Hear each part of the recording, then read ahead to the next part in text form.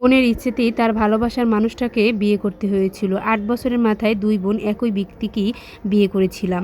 Hello everyone, আমি অনামিকা। আমরা ২ বোন। ছোটবেলা থেকেই কোলে-পিঠে করে বড় বোন আমাকে মানুষ করেছে। আমরা ২ জনই খুবই ক্লোজভাবে বড় হয়েছি। একজন আরেকজনকে ছাড়া তো কল্পনাই করতে পারতাম না। আমার বোন যখন এইচএসসিতে পড়ে তখন একটা ছেলেকে ভালোবাসে। বাবা-মাও সেটা মেনে নেয় এবং তার ভালোবাসার মানুষটাকেই বিয়ে হয় এবং আমার বোনের শ্বশুরবাড়ি অনেক বেশি ভালো ছিল। আমার বোনের হাসব্যান্ড অনেক বেশি ভালোবাসতো আমার বোনকে। সব মিলিয়ে তারা ছিল অনেক বেশি সুখী।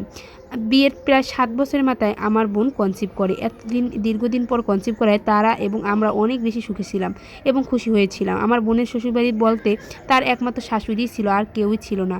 এদিকে আমার বোনকে দেখাশোনার মতো কেউ ছিল না, বা বোন প্রেগনেন্ট হওয়ার পর আমি তার বাসায় প্রায় যাওয়া আসা করতাম। এদিকে যখন বোনের প্রায় ৪-৫ মাস চলছে তখন থেকেই বোন অনেক ভারী হতে শুরু করলো, তাই আমাকে নিয়ে গেল তার কাছে।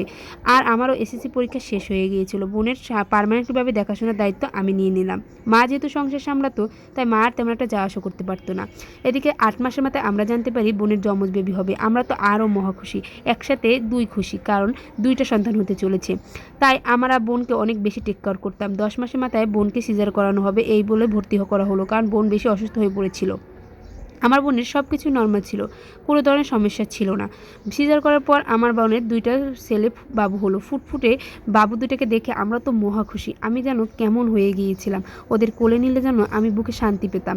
তারপরে হঠাৎ করে রাতের দিকে আমার বোন বেশি অসুস্থ হয়ে পড়লো। সিজারের জায়গায় ব্লিডিং শুরু হলো, আর অনেক বেশি ব্লিডিং হতে লাগলো। বোনকে ঝটপট করে আইসিইউতে ভর্তি করানো হলো। বাবুদের অবস্থা তেমন একটা ভালো ছিল না, তাই বাবুদেরও অনেক বেশি টেক কেয়ার করতে হচ্ছিল।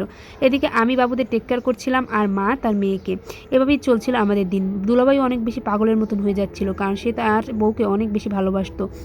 দিন দিন বোনের অবস্থা খারাপ হতে লাগলো। বোন কোনো মতেই সুস্থ হচ্ছে না, বাড়িতেও ফিরছে না। আমার বোনের অনেক সাধনার ছিল এই সন্তান দুটি, কিন্তু তাদের মুখও আমার বোন একটু দেখতে পারলো না, এখন পর্যন্ত সুস্থ হলো না। এদিকে মা বাবা সকালবেলা ফোন দিয়েছে, বোনের প্রায় অসুস্থতার আজকে ৭ দিন হলো। ডাক্তার তো জানিয়ে দিয়েছে বোনকে মনে হয় না বাঁচানো সম্ভব, কারণ একদিকে বোনের একদম শরীরে রক্ত নেই, অন্যদিকে তার যে ক্ষতস্থানটা সেখানে অনেক বেশি পয়জনিং হয়ে গেছে। তো আমরা তো খুবই চিন্তিত ছিলাম, কারণ বোন যদি না থাকে পৃথিবীতে তাহলে তার সন্তানদের কি হবে।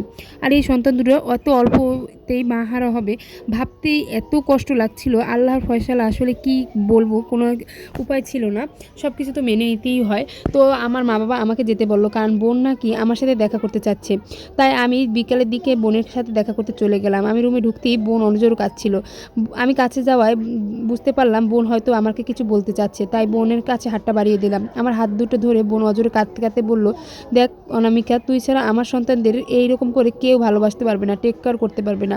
আমার সংসার আর আমার সন্তান যে আমার কাছে সব। আমি চাই তুই আমার এই সন্তান দুটির দায়িত্ব নিস। আমি জানি হয়তো এই চাওয়াটা আমার ভুল, কারণ তোরও তো একটা জীবন আছে, তোরও ইচ্ছা আছে। তবুও বোন, আমার মুখের দিকে তাকাতে হলেও আমার সন্তান দুটোকে কোনো দিন একা ছাড়িস না, তুই অন্তত দেখে রাখিস। তুই ছাড়া আমার বোনদের আর কে দেখবে।